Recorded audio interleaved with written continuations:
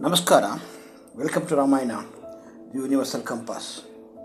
To understand today's journey, we must look back at the roots of the Ikshvaku Dynasty, the very lineage that will one day give us Sri Rama.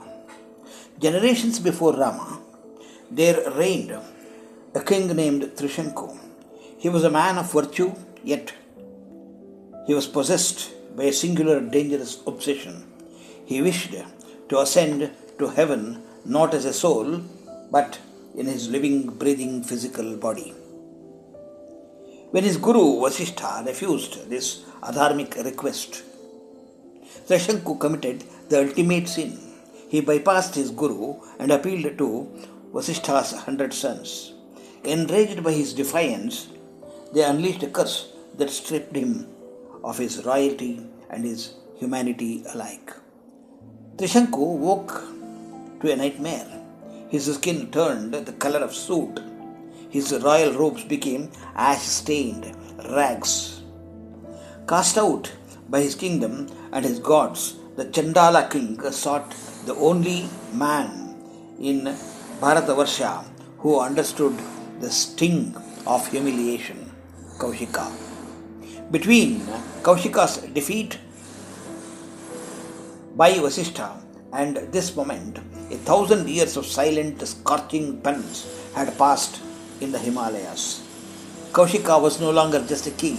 He had become a Rajarshi, a sage of immense power. In the broken Trishanku, Vishwamitra saw a reflection of his own struggle against the established order.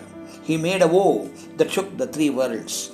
I shall send you to heaven by the power of my own tapas, though the gods themselves forbid it. The sacrifice began. As Vishwamitra chanted the secret mantras, the physical body of Trishanku actually rose, defying gravity, soaring towards the celestial gates. But Indra, the king of gods, would not permit this transgression. With thunderous command, Indra hurled the king back down. As Trishanku fell headlong from the heights, screaming, "O sage, save me!" Vishwamitra's voice rang out like a hammer on an anvil. "Tistha, Tistha, stay, stop!" By the mere vibration of his words, the falling king was frozen in mid-air, suspended between the wrath of heaven and the pull of earth. In that moment of absolute defiance, Vishwamitra did what no mortal or god had ever dared. Raising his Brahmadanda, he began to create a parallel universe. He forged a new Saptarshi Mandala in the south. He created new stars and began to appoint new gods. He restored Trishanku's royal status within this new realm, decreeing that if the old heaven would not have the king of Ikshvaku, then a new heaven would be built around him.